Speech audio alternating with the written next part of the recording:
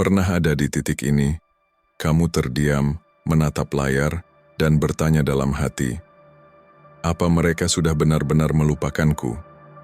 Tidak ada pesan, tidak ada kabar, tidak ada tanda apapun.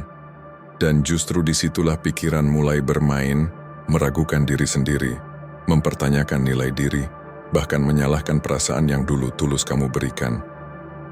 Tapi tunggu dulu, apa yang terlihat sebagai kehilangan seringkali bukan akhir cerita. Dalam video ini, kamu akan memahami satu hal penting yang jarang dibahas. Mengapa seseorang terlihat menjauh justru saat perasaan mereka belum selesai? Jika hal ini terjadi, bukan hanya mereka masih memikirkanmu, mereka sedang berada di fase yang membuat mereka ingin kembali. Bukan karena kamu mengejar, bukan karena kamu memohon, tapi karena energi, sikap, dan perubahan di dalam dirimu. Video ini akan membantumu memahami apa yang sebenarnya terjadi di balik diam mereka, berhenti menyalahkan diri sendiri, mengembalikan kendali emosionalmu, dan menyadari bahwa nilai dirimu tidak pernah hilang. Ini bukan tentang manipulasi, ini bukan tentang permainan ego, ini tentang kesadaran, jarak yang tepat, dan kekuatan diam.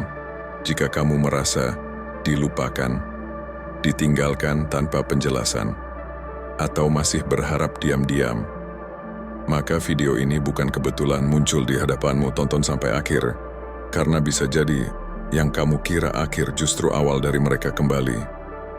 Pertama, ada retakan pada ego mereka ketika sikap "aku tidak peduli" mulai terasa tidak tulus. Orang-orang tidak benar-benar berhenti peduli. Mereka hanya belajar untuk berpura-pura sampai kepura-puraan itu terasa lebih menyakitkan daripada kebenaran. Coba pikirkan sejenak, teman. Kamu melihat mereka tersenyum di media sosial, mengunggah foto, dan menjalani hidup. Kamu mendengar dari orang lain bahwa mereka bahagia, sibuk, dan sudah move on. Namun di dalam dirimu ada rasa sakit setiap kali pikiranmu terus mengulang. Mereka tidak peduli. Aku tidak berarti apa-apa. Ini adalah kebohongan pertama yang akan kita bongkar bersama. Bayangkan ada jendela kaca di depan mereka. Dari sisimu hanya ada dinding keheningan yang keras dan bersih. Dari sisi mereka, setiap kali mereka memikirkanmu, mata mereka berkabut. Retakan halus mulai muncul. Dari tempatmu, semuanya terlihat sempurna. Namun dari sudut pandang mereka, semakin sulit untuk berpura-pura bahwa semuanya baik-baik saja. Yang sebenarnya adalah ketidakpedulian itu adalah jendela, bukan dinding. Tampak kokoh hingga suatu hari tidak lagi. Awalnya semuanya adalah pertunjukan. Mereka berkata, "Saya baik-baik saja, ini harus diakhiri. Kami tidak cocok." Mereka mengatakannya kepada teman-teman dan diri mereka sendiri. Bahkan ada yang mengucapkannya dengan keras, berharap itu menjadi kenyataan. Dan kamu berpikir, mungkin mereka benar, mungkin aku adalah masalahnya, mungkin aku mudah dilupakan. Jujurlah pada dirimu sendiri. Berapa malam kamu memikirkan sikap dingin mereka dan mengubahnya menjadi cerita tentang nilai dirimu? Berapa kali kamu melihat unggahan bahagia mereka dan merasa seolah-olah seseorang telah menggantikanmu? Namun ada satu hal yang tidak mereka ceritakan. Aku tidak peduli bukanlah emosi, melainkan perisai. Tidak ada yang mengulang kalimat itu, kecuali ada sesuatu di dalam diri mereka yang benar-benar peduli. Ketidakpedulian sejati tidak perlu diumumkan. Ketika seseorang harus menyatakan betapa tidak terganggunya mereka, sebenarnya ada pergolakan di dalam diri mereka. Semakin keras mereka berkata, "Aku tidak peduli," semakin besar badai yang terpendam. Kamu mungkin bertanya-tanya, jika mereka peduli, mengapa mereka tidak berjuang untukmu? Mengapa mereka tidak kembali? Mengapa begitu mudah membiarkanmu pergi? Itu adalah suara ketakutan. Ketakutan bahwa kamu selalu menjadi pilihan kedua. Ketakutan bahwa kamu hanyalah pengganti sementara. Rasa takut yang membuat pikiranmu berkata, "Jelas aku tidak cukup baik," atau "Mereka pasti masih di sini." Tapi mari kita lihat dari sisi lain. Berapa banyak orang yang tetap dalam situasi baik, tetapi merusaknya sendiri karena tidak bisa menerima cinta dengan benar?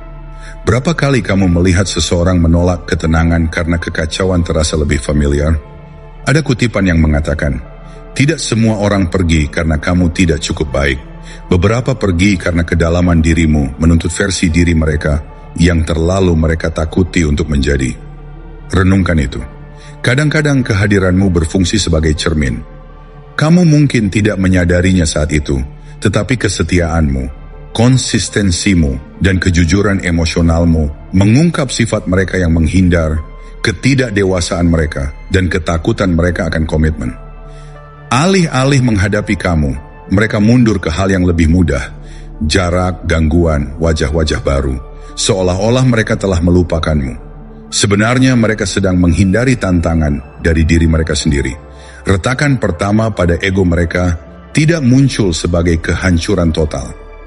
Itu terlihat dalam momen-momen kecil yang tidak mereka bicarakan. Saat seseorang menyebut namamu dan mereka merasakan sakit kecil di dada. Ketika sebuah lagu diputar dan perut mereka terasa mual sejenak. Ketika mereka melihat seseorang yang mirip denganmu dan otak mereka bereaksi. Mereka mengabaikannya, berpura-pura itu tidak berarti. Namun celah itu ada, satu garis di atas sikap acuh tak acuh. Mengapa ini sulit untuk kamu percayai? Karena kamu hanya melihat sisi keheninganmu sendiri. Kamu ingat betapa dalamnya perasaanmu, betapa kerasnya kamu berusaha, dan betapa banyak yang telah kamu berikan. Kamu berasumsi jika mereka tidak menunjukkan rasa sakit yang sama, berarti mereka tidak pernah mengalaminya. Itulah jebakannya.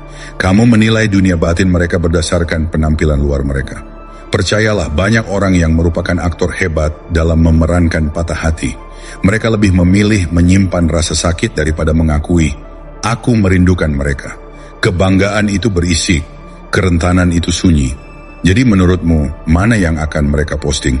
Metafora lainnya, bayangkan mereka membawa ransel setelah kamu pergi, terasa ringan, kebebasan, tidak ada tanggung jawab. Namun setiap kenangan tentangmu bagaikan batu kecil. Kebaikanmu, dukunganmu, cara mendengarkanmu, memahami sisi gelap mereka tanpa menghindar. Mereka terus meyakinkan diri bahwa mereka tidak membutuhkannya. Nomor 2, ketika kekacauan mulai terasa membosankan dan ketenanganmu mulai menghantui mereka. Kekacauan memang menyenangkan sampai jam 2 pagi ketika kamu menyadari bahwa ruangan paling berisik dalam hidupmu masih kosong. Renungkan sejenak, temanku. Ketika mereka menjauh darimu, kekacauan terasa seperti kebebasan bagi mereka. Banyak orang baru, obrolan baru, perhatian baru, begadang hingga larut malam, tertawa riang. Mereka seolah-olah memasuki sebuah karnaval setelah meninggalkan taman yang tenang. Dari luar kamu menyaksikan karnaval itu dan berpikir, wow, lihat mereka. Mereka berkembang pesat. Mereka menggantikan saya dalam 5 menit. Itulah kebohongan yang disampaikan rasa sakit kepadamu. Kamu membandingkan luka terdalammu dengan penampilan mereka yang paling mengesankan. Bayangkan seorang anak di toko permen. Awalnya mereka sangat gembira. Begitu banyak warna, rasa, dan gula di mana-mana. Mereka mengambil semua yang bisa mereka raih, tetapi tetap mengawasi. Setelah beberapa saat, efek gula mulai terasa. Kepala mereka sakit, perut mereka mual, semuanya terlalu berlebihan. Tiba-tiba, mereka teringat makanan sederhana yang biasa mereka makan di rumah, yang membuat mereka merasa tenang dan kenyang. Itulah yang terjadi pada orang-orang yang menukar ketenanganmu dengan rangsangan terus-menerus. Pada awalnya, rasanya manis. Kemudian, itu menjijikkan. Saat ini, kamu mungkin terjebak dalam pertanyaan-pertanyaan. Mengapa kedamaianmu tidak cukup? Mengapa kesetiaanmu begitu mudah dilupakan? Rasanya berat melihat kehidupan baru mereka seperti cuplikan film di mana kamu tidak lagi menjadi bagian dari cerita. Kamu melihat mereka pergi keluar, berfoto dengan wajah-wajah baru, tertawa di tempat-tempat yang belum pernah kamu kunjungi, dan pikiranmu berbisik, akulah masalahnya. Aku terlalu membosankan. Aku terlalu serius. Namun, terkadang masalahnya bukan karena kamu membosankan. Masalahnya adalah mereka kecanduan kebisingan. Ada kutipan yang mengatakan, sebagian orang tidak tahu bagaimana duduk dengan tenang karena iblis dalam diri mereka hanya tidur dalam kekacauan. Pikirkan itu. Energi tenangmu memberikan kedalaman. Kamu mengajukan pertanyaan yang sebenarnya. Kamu menginginkan koneksi yang nyata, bukan sekadar pengalihan perhatian. Itu indah. Tetapi juga menakutkan bagi seseorang yang belum pernah belajar untuk tenang. Saat mereka bersamamu, mereka tidak bisa bersembunyi di balik gerakan yang terus-menerus. Kehadiranmu mengungkap apa yang selama ini mereka hindari, kesepian, ketakutan, dan rasa sakit yang belum terselesaikan. Jadi, alih-alih menyembuhkan diri, mereka malah melarikan diri ke pelukan kebisingan. Untuk sementara waktu, kekacauan menang. Mereka ada di setiap pesta. Mereka menjawab setiap pesan langsung. Mereka saling menggoda dan bercanda. Sementara kamu duduk di sana bertanya, apakah aku benar-benar semudah itu digantikan? Namun yang tidak kamu lihat adalah efek sampingnya. Saat mereka pulang malam, tawa mereka bergema aneh di ruangan kosong. Saat mereka menghapus riasan atau menggantung jaket, keheningan setelah kekacauan terasa lebih berat daripada sebelumnya. Ketenanganmu perlahan mulai menghantui mereka. Ini tidak datang dengan cepat. Ia datang perlahan, seperti matahari terbit. Mereka mendengar tawa seseorang dan teringat tawa lembutmu. Mereka terlibat dalam percakapan penuh lelucon tanpa substansi, dan mereka ingat bagaimana mereka bisa menceritakan hal-hal yang belum pernah mereka bagi dengan siapapun.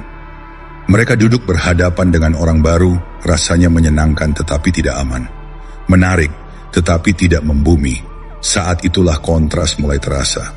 Mereka mulai menyadari sesuatu yang tidak akan pernah mereka akui. Kekacauan itu berisik tapi dangkal. Itu hanya mengisi waktu, bukan hati. Bersamamu, ada momen-momen tenang yang terasa seperti rumah. Mereka tidak memahami nilai itu ketika mereka memilikinya, karena kedamaian tidak menuntut perhatian. Ia hanya ada, setia, dan jujur. Barulah ketika mereka menukarnya dengan rangsangan terus-menerus, mereka mengerti apa yang telah mereka hilangkan. Kamu mungkin berpikir, jika mereka merindukan ketenanganmu, mengapa mereka tidak kembali? Karena untuk kembali ke ketenangan, mereka harus mengakui bahwa kekacauan itu tidak sepadan. Mereka harus mengakui bahwa kamu benar dalam beberapa hal. Mereka harus menghadapi rasa bersalah atas bagaimana mereka memperlakukanmu. Itu sulit bagi ego, jadi mereka tetap berada di tempat-tempat berisik yang menenggelamkan kebenaran, setidaknya untuk sementara waktu. Namun bahkan ruangan yang paling berisik pun pada akhirnya harus menjadi sunyi. Nomor 3, pergeseran kekuasaan.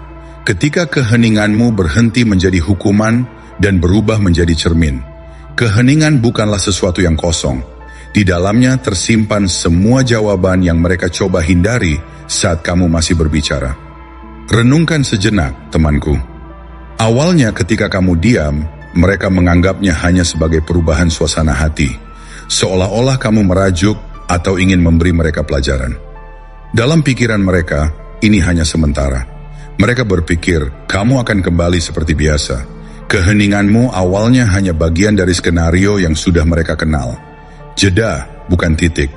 Mereka mengira masih mengendalikan situasi, tetapi kali ini berbeda. Kamu tidak perlu mengirim pesan panjang seperti biasanya. Kamu tidak mengejar kejelasan.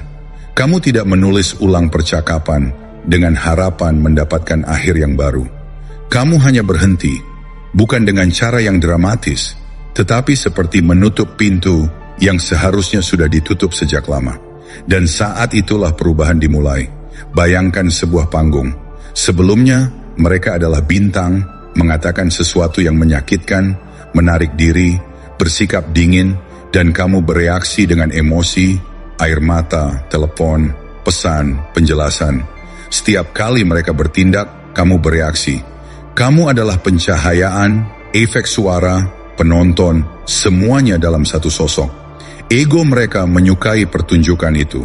Sekarang bayangkan panggung yang sama, tetapi kali ini mereka keluar, mengucapkan dialog mereka, mencoba aksi tarik ulur yang sama, dan tidak ada reaksi, tidak ada sorotan lampu, tidak ada musik, hanya keheningan.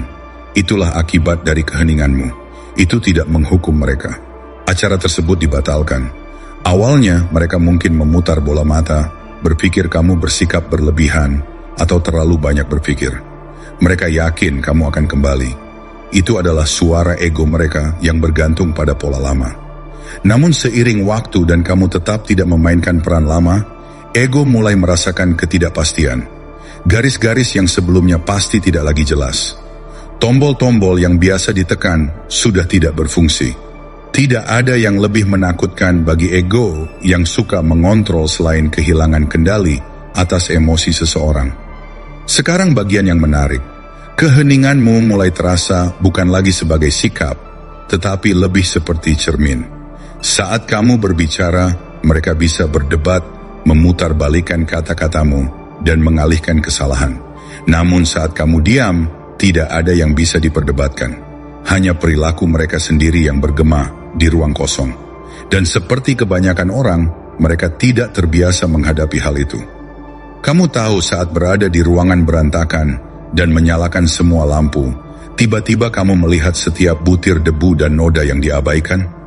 Itulah yang dilakukan keheninganmu secara internal. Mereka mulai memutar ulang hal-hal yang telah mereka katakan dan cara mereka mengabaikan kamu. Sebelum mereka bisa menutupinya dengan reaksi kamu, kini yang mereka miliki hanyalah kenangan dan beban dari apa yang telah mereka lakukan. Kamu mungkin bertanya, jika keheningan begitu kuat, mengapa rasanya menyakitkan bagi saya? Karena kamu juga sedang melakukan detoksifikasi dari kebiasaanmu sendiri. Kebiasaan menyelamatkan, menjelaskan dan membuktikan bahwa kamu terluka. Melepaskan pola-pola itu terasa seperti kehilangan kendali, tetapi sebenarnya kamu sedang melangkah ke jenis kendali yang berbeda. Kendali atas diri sendiri. Kamu tidak lagi berusaha mengelola perasaan mereka. Akhirnya, kamu bisa mengelola semuanya sendiri. Ada kutipan yang saya suka, tidak bereaksi adalah sebuah kekuatan super. Namun seperti semua kekuatan super, rasanya aneh sebelum terasa nyata.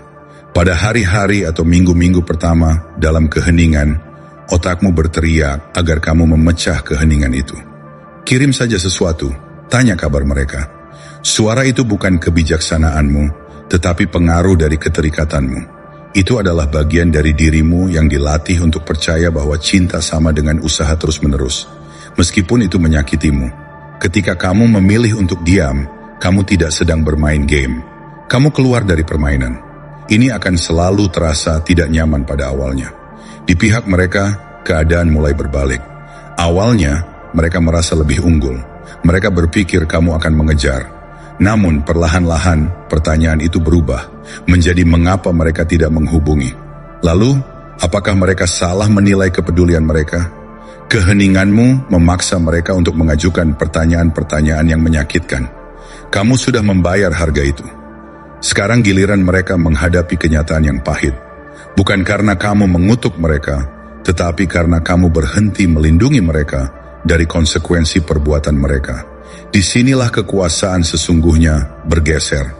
Suasana hatimu tidak lagi terikat pada perilaku mereka.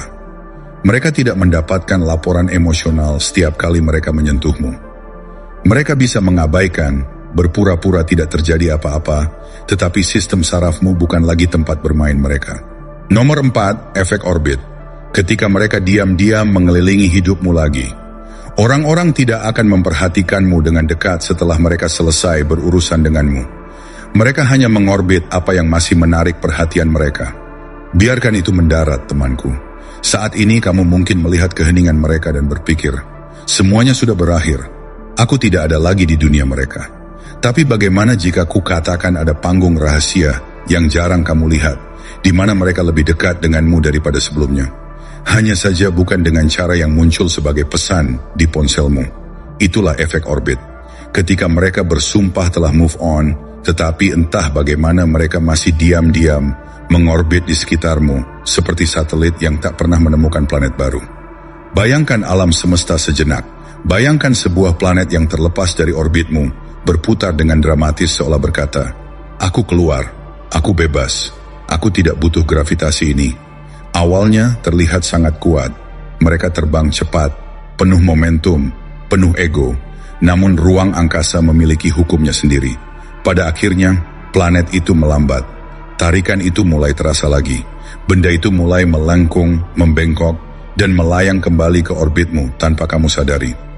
Dari kejauhan, itu masih tampak seperti kebebasan. Dari dekat, perlahan-lahan mulai pulih.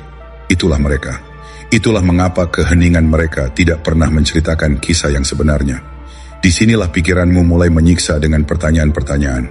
Jika mereka masih peduli, mengapa mereka tidak berbicara padaku? Jika mereka memperhatikan, mengapa tidak sekalian mengatakan sesuatu? Dan di balik itu semua, ketakutan terdalam. Bagaimana jika aku hanya membayangkannya? Bagaimana jika aku hanya putus asa mencari tanda-tanda? Kamu tidak gila. Kamu hanya terjebak di luar pandangan mereka, tidak melihat apa yang mereka lakukan saat tidak ada orang di sekitar. Karena jujur saja, di era ini, orang bisa hidup di dunia kamu tanpa pernah mengatakan sepatah kata pun.